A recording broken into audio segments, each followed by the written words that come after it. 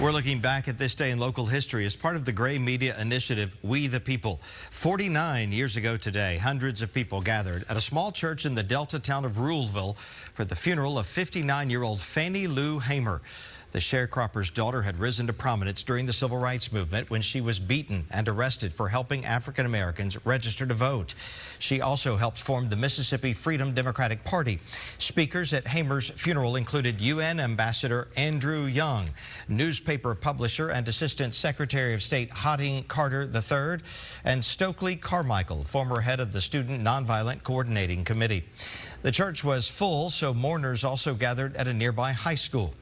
Fannie Lou Hamer's funeral is held in Sunflower County on March 20th, 1977. Your look at this day in history.